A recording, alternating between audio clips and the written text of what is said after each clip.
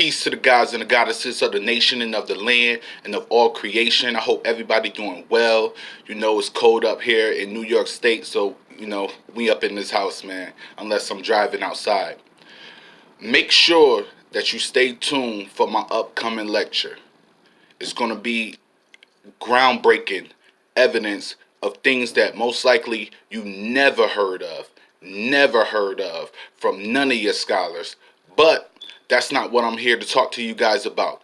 I'm about to switch it up a little bit, man, because I kind of be hitting on to what I do in life.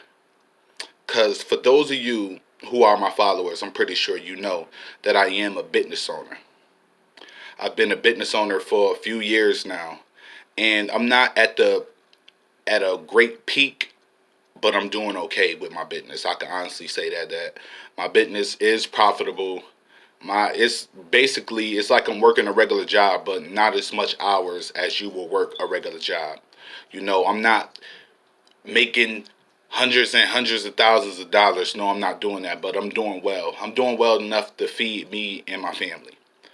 But if you are looking for that ticket to entrepreneurship and owning your own company and doing your own thing, being your own contractor, I'm going to let you know just a little few basic steps, because not by any means do I have all the information. I'm still learning every day about how to run my business and run my organization. But the little bit of knowledge that I do have, I do want to give to you, because I do want to see black business owners. I want to see business owners regardless, but I know that the predominant of my audience is African Americans. So I just want to give you a little couple of tips for when you are ready to make that transition to what you want to do. And one of the first steps that I want people to know when you're about to be an entrepreneur and start your own business, what is it that you want to do?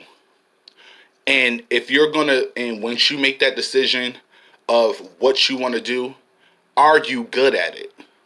It's easy to say, oh, I want to run a car detailing shop, but you don't know nothing about car detailing.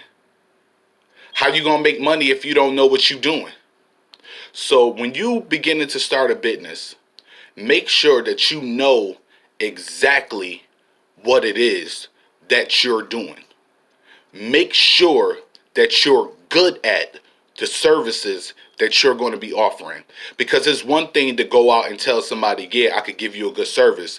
But what happens when you prolong a contract with that person and that person wants to continuously work for you? What is going to happen when you can't perform the services that you're talking about doing? That's when the trouble comes into play, and you start to fall by the wayside. And you will notice that you will constantly get complaints. Now, with a business, you're going to have people that give you complaints. But if your good outweighs your bad, then you know that you know what you're doing. I had to think about that too, because I was like, wow, this person gave me a complaint. Am I not knowing what I'm doing, but not realizing that all my other 4 or 5 contracts, they telling me, hey, I love your services, and I'm doing the same service that I'm doing for them that I'm doing for this person. But this person you have to understand that every customer wants their way done the way that they want it done. And the customer is always right. Always remember that. The customer is always right. You have to be there. The services that you're offering to that customer, they have to be able to please that customer. So make sure that you know what you're doing before you doing it.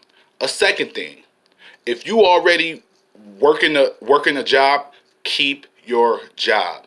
Do not sacrifice guaranteed income every week just to start your own business. You're supposed to start your business gradually, because the majority of the people that do rush into starting a business and they don't have a outside income, they end up falling by the wayside unless they just happen to get lucky and get that big break right then and there. That's not guaranteed for everybody in this world. So maintain your steady income that you have at that time, so it in itself can support your new business idea or whatever you're chasing after at that point of time. Never give up that primary income for your business unless your business is a drop dead hit and you get a contract that's just so awesome that you can't operate that contract in your regular financial means at the same time. You get what I'm saying? Third, start an LLC. I know a lot of people don't talk about this, but an LLC, a limited liability company, you could either form a limited liability company, a limited liability partnership. You could also file for a corporation. You could also file for an Inc. And it's a few other things that you could form. But a limited liability company, which means that whatever your business is going through, it holds no effect over your person. That means you. That means your name, if your name is John Jacob, John Jacob is not influenced by Jacob and others, the company that you created, your limited liability company. Your limited liability company will never interfere with your personal self. It would just be that company. You get what I'm saying? So make sure that you form yourself a limited liability company or LLP, something that that sets that company away from you. You get what I'm saying? People think that you could just do a DBA, doing business as, and that separates you. No. Form yourself a limited liability company. And if you feel that you want to open up multiple companies and do things like that, you can do that. You could open up multiple LLCs. You could also have different branches of companies that's under that one specific LLC that governs all the lower companies that you got. Say for less your DBAs, you're doing business as. When you form a LLC, after that step, you should want to get a DBA. You get what I'm saying? To even separate yourself even more. You get what I'm saying? Once I form my LLC name is even different than my DBA name. So my DBA is operating off of the strength of my LLC, which is operating off the strength of me. That comes into play when you're starting a business. Also, licenses. If you're doing a certain trade or something like that and it requires licenses, go get your licenses. This is where keeping your job comes into play, because you may have to pay for that certain license, or you may have to take time. That license ain't going to provide no money for you, so you have to have a means of income besides that license that you're trying to get at that point in time. So make that a note for yourself. Also, and this is one thing that's very, very, very, very, very, very, very important, family. Insurance. Get you some insurance. Because if you don't have no insurance, yes, the IRS and all of them people, they will come for you. And you can get sued. That means your company. That means your limited liability company. So make sure that you have insurance. You may fall and hurt yourself. Your insurance is may cover up to a certain, I think maybe like some covers 5,000, 10,000, and it goes up like that. But and that don't mean that you have to go get an outrageous insurance either. Don't get no 25 million insurance when you first starting off. No, get you a 2.5 million policy that covers all the things that you need to cover. And if need be, comment underneath this video too and let me know if you want me to talk about that, because I could talk about the differences in assurances that you should do when you first starting out your business. Now, as your business progress, yes, you should higher up because you're going to be dealing, because certain companies, like, say more or less, if you're doing business with a construction companies have a minimum of $10 million of insurance for each time that you're doing a job for them. And not only that, you have to have your OSHA when you're doing business with construction companies. So those are just some steps to get you started. But the main step that I want people to understand this, and it's so important, if you do not, if your business doesn't blow up right then and there, keep and maintain your job until you can quit your job. Just don't go all out and go out on a whim and just quit your job. That's the biggest mistake that I see a lot of business owners make, and it's not a good one. Maintain your job. When I first started my business, I was working two jobs.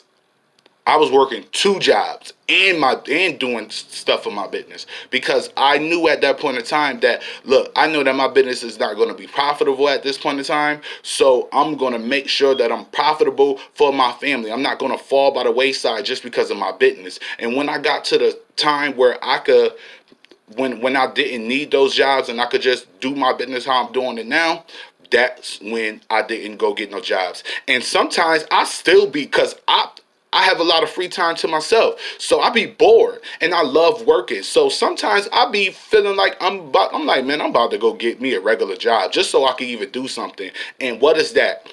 Multiple streams of income. That means that, okay, that car that I've been thinking about for the summer, pulling out for the summer, I got this little extra income that just sitting there.